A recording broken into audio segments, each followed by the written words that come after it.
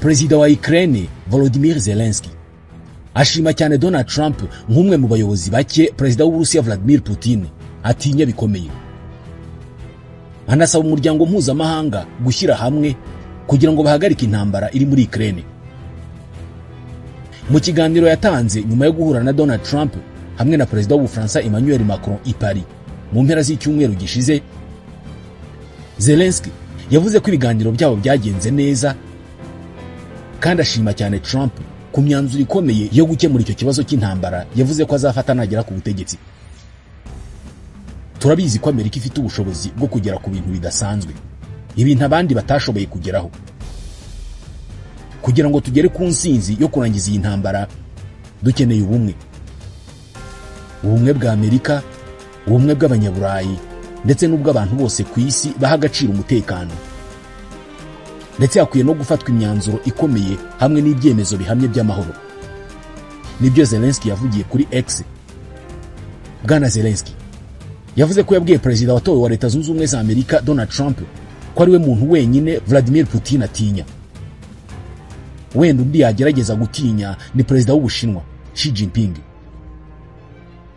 Nibyo koko Putin yaba atinya Trump? Yaba mutinyira iki?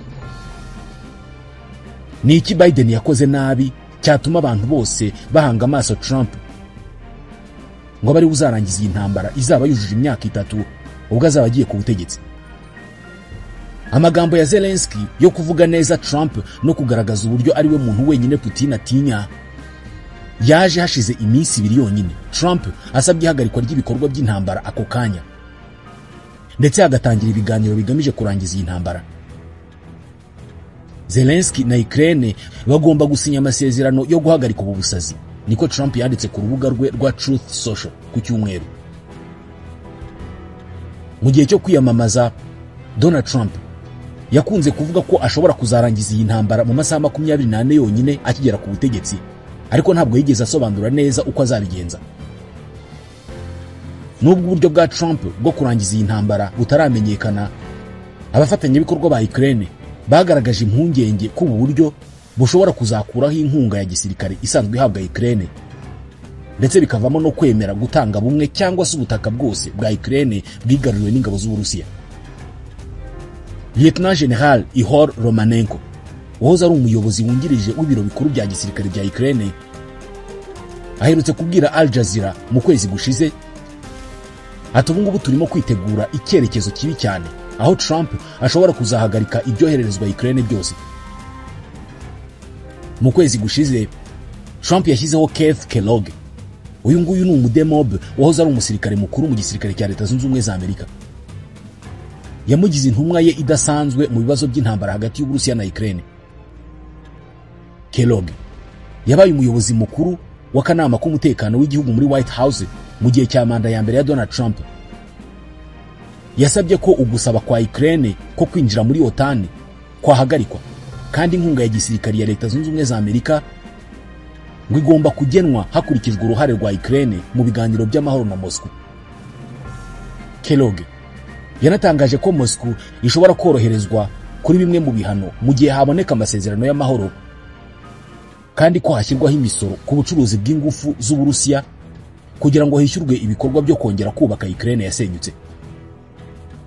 Zelensky yatangaje ku rubuga rwa Telegram kuwa mbere ko yiteguye kwemera koherezwa kw'ingabo z'ibihugu byo mu burengerazuba bw'isi muri Ukraine kugira ngo zijye gushyigikira ibikorwa byo kugarura umutekano mu rwego rw'amasezerano yo kurangiza intambara.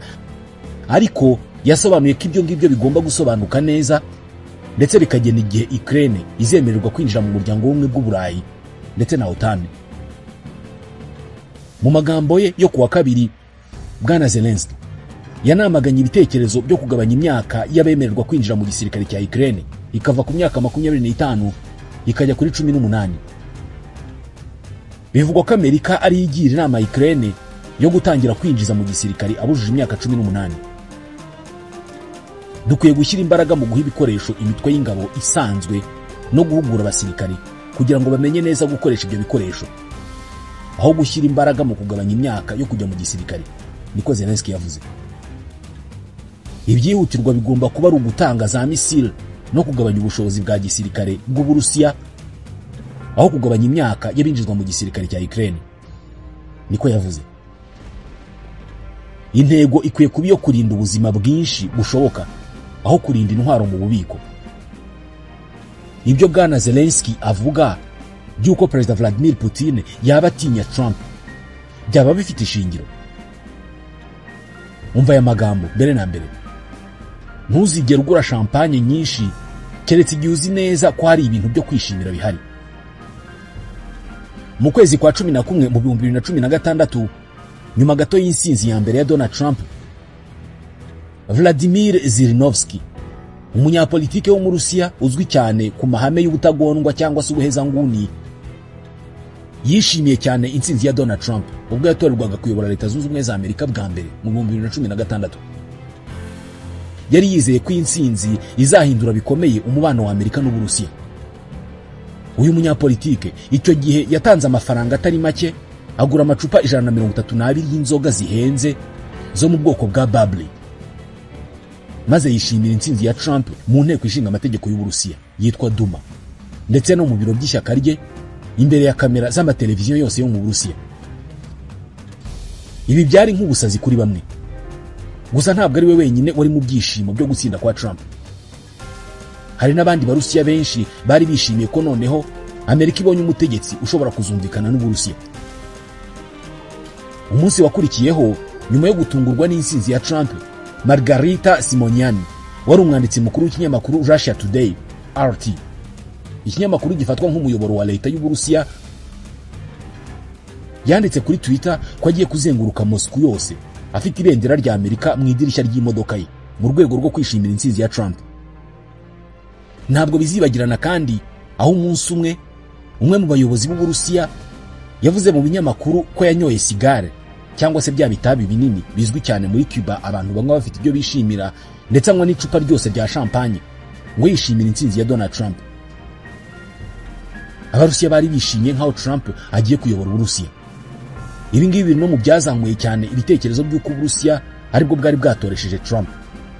I Moscow hari icyizere gikomeye ko Trump azakuraho ibihano byafatiwe Uburusiya, ndetse wenda akanemera ko intara ya Crimea yigaruriwe n'Uburusiya ibi igice cy'Uburusiya cyemewe ku rwego mpuzamahanga. Iyi ntara Uburusiya bwayikuye kuri Ukraine. Cyinshi muri iki cyizere banagishingiraga ku kuba Trump atarigeze ajya mu byo kwigisha Uburusiya amahame y'uburenganzira bwa muntu nk'uko abandi bategetse Amerika bagiye babikora.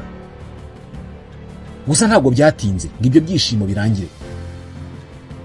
Trump akigera ku butegetsi yashyizeho ibihano bikaze cyane ku Burusiya. Muri icyo gihe yagiye kurangiza manda ye, Barusiya bishimiye insinzi ye baracecetse, ahubwo bifuza ko iyo manda yarangira vuba akagenda hakaza undi.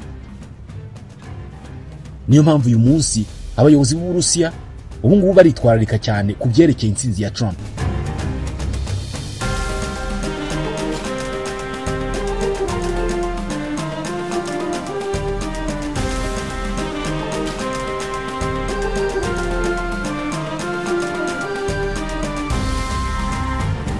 Mu bihe by'amatora yo muri Amerika, Perezida Vladimir Putin yigeze kugaragaza ko ashyigikiye cyane umukandida w'ishyaka ry'Abademokrate. Gusa icyo gihe byafashwe nk'urwenya, ariko byemezwa ko Putin yaba atarashakaga kugaruka kwa Trump. Icyo gihe ubwo yavugaga ko ashyigikiye Madame Kamala Harris, yavuze ko akunda inseko ye ituma abamuri hafi bose bishima. Abantu baturu n'urwenya. Gusa nanone ntabwo bisaba kuba umusesenguzi wa politike ngo umenye ko mu bikorwa byo kwiyamamaza amagambo ya Trump ariyo yateye Putin akanyamuneza kurusha aya Kamala Harris. Urugero, Trump yagiye anenga uburyo Amerika itanga inkunga ya gisirikare ku rwego ruhanitse kuri Ukraine. Bwana Trump ntabwo yihutiye gushinja Putin kubera intambara yatangije kuri Ukraine. Ndetse no mu biganiro mpaka mu kwiyamamaza, Trump yanze gusobanura niba ashaka ko Ukraine itsinda intambara. Iki kibazo bakimubajije kenshi bashaka ko yamagana Uburusiya, ariko yivugira ko icyo ashaka ari uko intambara irangira. Bitandukanye n'uwo bari bahanganye, Kamala Harris we wavuze ko gushyigikira Ukraine bihuye n'inyungu za Amerika, kandi yanise Putin umunyagitugu w'umwicanyi. Ibi ni ibintu Trump atigeze akora. Gusa ibi ntabwo byatumye televiziyo ya leta y'Uburusiya imushimagiza nk'uko yabikoze mu 2016. Ariko nanone abanyamakuru bagaragazaga ko bamushyigikiye. Mu byumweru bike mbere y'amatora, umwe mu banyamakuru bazwiho gucura amagambo kuri televiziyo y'Uburusiya yavuze ko Kamala Harris yarakwiye gukora ibiganiro byiza byo guteka kurusha kujya muri politike. Ati uyu mugore yasobanura neza ibintu byo guteka kurusha gusobanura ibintu bya politike. Hari ikintu Uburusiya bwifuzaga kuruta ibindi mu matora ya perezida wa Leta Zunze Ubumwe za Amerika. Amatora akomeye cyane arimo impaka ziremereye ku bizayavamo, ndetse byanaba byiza hakaba akaduruvayo n'ihungabana ry'umutekano nyuma y'amatora. Ibi bintu iyo biza kuba byari kunyura Uburusiya. Amerika yibereye mu kavuyo, urujijo no gukimbirana nyuma y'amatora yaba ifite igihe gito cyo kwita ku bibazo by'ububanyi n'amahanga harimo n'intambara yo muri Ukraine. Ibi rero byari kuba ari inkuru nziza ku Burusiya, gusa kubw'ibyago byabwo ntabwo ariko byagenze. Umubano wa Amerika n'Uburusiya watangiye kuzamba ku butegetsi bwa Barack Obama, urushaho kuba mubi ku bwa Donald Trump, kandi nk'uko bivugwa na ambasaderi w'Uburusiya uheruka gukurwa i Washington, Anatoly Antonov, ubu ngubu uyu mubano urimo kurindimuka ku butegetsi bwa Joe Biden. Washington ishyira amakosa yose kuri Moscow. Hashize amezi 10 gusa Putin na Biden bahuriye mu nama i Geneve, nibwo Perezida Putin yahise ategeka igitero cya gisirikare cyagutse kuri Ukraine. Uretse gushyiriraho Uburusiya ibihano bikomeye cyane, ubuyobozi bwa Biden bwanatanze inkunga ikomeye ya gisirikare yagize uruhare rukomeye mu gutuma Kiev ibasha kuramba mu ntambara mu gihe kirenze imyaka 2 n'igice, nyamara Uburusiya bwatekerezaga ko butarwana na Ukraine mu gihe kigeze ku cyumweru. Mu ntwaro zigezweho Amerika yahaye Ukraine harimo ibifaru byo mu bwoko bwa Abrams na za HIMARS zisohora ibisasu bikomeye cyane bya misile, ukongeraho na za misile bita attack miss Amerika iherutse kwemerera Ukraine kurashisha mu Burusiya. Biragoye kwiyumvisha ko hari igihe kitari kera cyane Uburusiya na Amerika bigeze kwiyemeza gufatanya kugira ngo bakomeze umutekano mu isi. Mu mpera z'umwaka w'1980, Ronald Reagan na Mikhail Gorbachev bakoze ubufatanye bwa diplomasi bwari bugamije kugabanya intwaro za kirimbuzi mu bihugu byabo byombi. Niba hari ikintu Reagan yashimishwaga nacyo nk'uko yashimishwaga no kugabanya intwaro za kirimbuzi, ni ugusubiramo imigani y'Abarusiya imbere ya Gorbachev mu Kirusiya kidafututse. Nk'umugani usaba kutishimira ibintu mbere yo kumenya ukuri kose, ni umugani yakundaga guca mu Kirusiya. Ntuzagura amacupa menshi ya champagne keretse ubizi neza ko hari ibintu bya nyabyo byo kwishimira.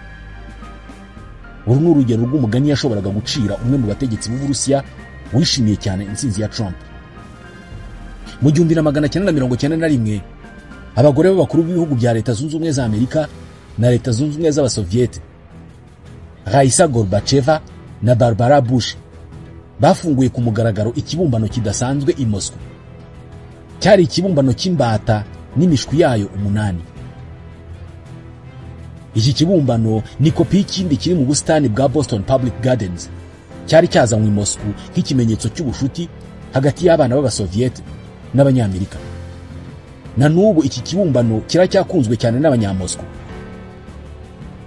Abarusiya benshi bajya muri Novodevichy Park gufata amafoto bahagaze iruhande rw'icyo kibumbano, nubwo bake mu bagisura aribo bamenya amateka y'iyi diplomasi y'imbata hagati y'igihugu cyabo na Leta Zunze Ubumwe za Amerika. Nk'uko umubano wa Amerika n'Uburusiya ukunze kubamo ibibazo, n'iki kibumbano cy'imbata cyagiye kigira ibyo kiburamo. Hari igihe imwe mu mishwi y'iriya mbata yibwa ariko igasubizwaho. Aho muri Novodevichy niho hantu heza aho kujya kuri iyo mbata n'imishwi yayo ngo umenye uko Abarusiya bafata Amerika. Hari bamwe mu Barusiya muganira bakakubwira ko icyifuzo kiruta ibindi bafite mu buzima bwabo ari ukubona Amerika ishira.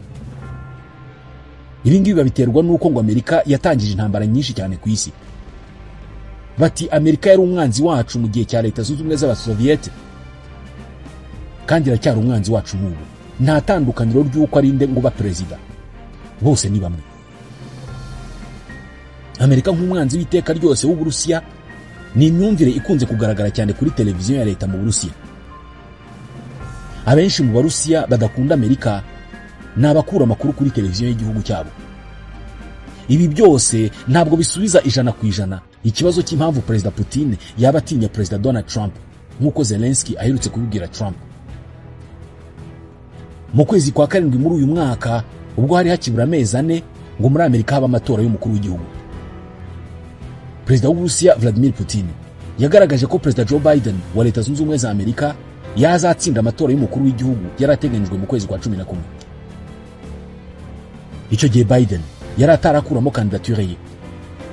Mu kwezi kwa kabiri mu 2024, Putin yabajijwe n'umunyamakuru Pavel Zarubin i Moscow, umukandida ashyigikiye mu matora muri Amerika.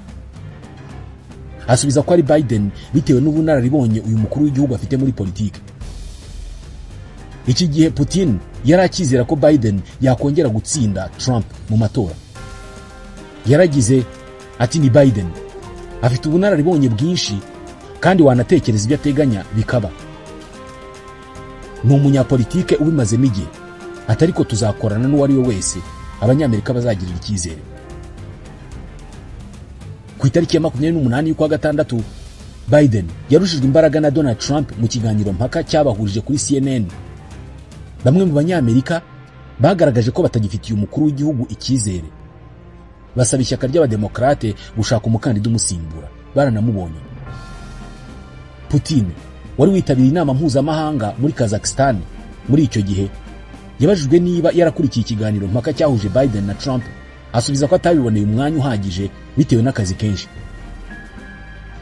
Perezida w'Uburusiya yasabwe kuvuga ku binyamakuru byagaragaje ko Biden yatsinzwe ikiganiro mpaka, asubiza ko ibyo binyamakuru biba byaramaze guhitamo uwo bizashyigikira n'uwo bitazashyigikira, bityo ko ntacyo icyo kiganiro mpaka cyari guhindura.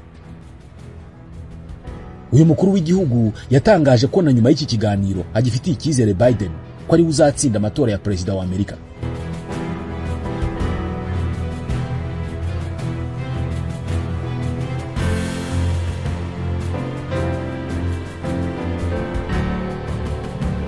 Putin yagaragaje Biden nk'umunyapolitike w'inararibonye kandi ko yafasha Amerika gukomeza kuba ku ruhembe rw'ibihugu bifite ijambo rikomeye mu rwego rw'ubukungu, umutekano n'igisirikare. Mu kiganiro mpaka, Trump yavuze ko iyo abayobora Amerika intambara ya Ukraine n'Uburusiya yatangiye mu kwezi kwa kabiri mu 2022 itari kuba. Ni nabwo yahise asezeranya kuyirangiza nagera ku butegetsi. Putin yagaragaje ko atazi uko Trump yazabigenza, ariko ngo yizeye ko yazabikora mu buryo bwiza. Ati ntabwo nzi ibitekerezo afite ku buryo azabikora kandi ni ikibazo shingiro, ariko nta gushidikanya mfite, abivuga neza kandi tuzabishyigikira. Byemezwa ko impamvu Putin atigeze yifuza gutorwa kwa Trump ari uko Donald Trump ari umunyapolitiki utamenya icyo atekereza, ko ahubwo igihe icyo ari cyo cyose yagutungura. Yaba ariyo mpamvu amutinya nk'uko Perezida Zelensky abivuga. Harabura iminsi mike ngo Trump arahirire kongera kuyobora Leta Zunze Ubumwe za Amerika. None Uburusiya bwaburiye abaturage babwo kudasura Leta Zunze Ubumwe za Amerika n'ibindi bihugu byo mu burengerazuba bw'isi. Buvuga ko Abarusiya bashobora kwirukanwa muri ibi bihugu cyangwa se bagahigwa n'inzego z'ubutegetsi muri ibyo bihugu. Umuvugizi wa Minisiteri y'Ububanyi n'Amahanga y'Uburusiya Maria Zakharova yatanze ubwo butumwa mu kiganiro n'abanyamakuru cyabaye kuri uyu wa gatatu. Avuga ko Abarusiya bashobora kwisanga mu kaga kubera umubano utifashe neza w'Uburusiya na Amerika. Ingendo zijya muri Leta Zunze Ubumwe za Amerika ku Barusiya, impamvu yaba ikujyanyeyo yose, zifite ingaruka zikomeye, niko Zakharova yavuze. Asobanura ko umubano wa Amerika n'Uburusiya uri mu marembera. Bavuga ko Abarusiya bakwiye kwirinda kujya no mu bindi bihugu nka Canada, ibihugu by'inshuti za Amerika biri mu muryango w'ubumwe bw'Uburayi ndetse n'ibindi. Avuga ko ibyo bihugu ari ibikoresho bya Amerika. Na Amerika ariko nayo yagiriye inama abaturage bayo yo kutajya mu Burusiya. Ivuga ko bashobora guhura n'itotezwa cyangwa se gufungwa n'inzego z'umutekano z'Uburusiya cyangwa guhonyorwa kw'amategeko yaho hashingiye ku bwene igihugu bwabo. Abadiplomate b'Uburusiya n'Amerika bavuga ko umubano hagati y'ibihugu byombi uri mu bihe bibi cyane kurusha igihe cy'ihurizo ry'ibisasu kirimbuzi byo muri Cuba mu 1962. Ibi ngo ni ukubera intambara irimo kurambirana muri Ukraine. Leta Zunze Ubumwe za Amerika nizo zashyigikiye Ukraine cyane kurusha abandi bose. Zimaze kuyitera inkunga ya gisirikare ya miliyari 62 z'amadolari kuva Uburusiya bwatangiza intambara mu kwa kabiri mu 2022. Mu kwezi gushize Amerika yahaye Ukraine uburenganzira bwo gukoresha misile zikomeye zakozwe na Amerika zigera kure mu Burusiya. Iki cyemezo cyahindutse ishingiro rikomeye cyane ry'intambara, kirakaza cyane Moscow, bituma ishyira hasi urwego rwo gukoresha intwaro za kirimbuzi. Ubu gukoresha izi ntwaro ku Burusiya ni ibintu bishoboka cyane. Uburusiya bwanenze bikomeye inguzanyo ya miliyari 20 yahawe Ukraine na Amerika, izishyurwa hakoreshejwe inyungu zivuye mu mitungo y'Uburusiya yafatiriwe. Ibi ni ugukomeza gushora ubutegetsi bwa Ukraine mu kaga, ndetse na perezida wa Ukraine Volodymyr Zelensky ubwe, niko Zakharova yabwiye itangazamakuru ry'Uburusiya.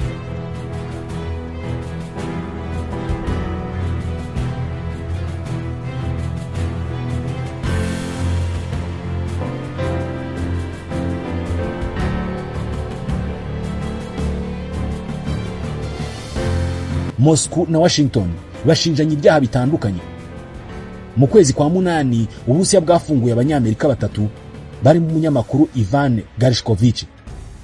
Ni mu masezerano manini yo guhererekanya imfungwa yabaye ku buhuza bwa Turukiya n'ibihugu byo mu burengerazuba bw'isi. Muri ayo masezerano Amerika nayo yarekuye Vladislav Klyushin, umucuruzi wo mu Rusiya wahamijwe ibyaha byo kwinjira muri za mudasobwa agamije kwiba amakuru y'ubucuruzi. Hafunguwe kandi Roman Seleznev, umwana w'umudepite wo mu Rusiya wafungiwe uruhare mu gitero gikoresheje ikoranabuhanga, na Vadim Konoschenok, umukozi w'urwego rw'umutekano w'Uburusiya wafatiwe muri Estonia akoherezwa muri Amerika. Aba nabo barafunguwe. Ukurikije ibyabaye ku butegetsi bwe kuva ku bukungu bw'igihugu cye kugera ku ntambara y'Uburusiya na Ukraine, uratekereza ko ari iki Perezida Biden yakoze nabi? Iyi nayo ni ingingo tuzavugaho.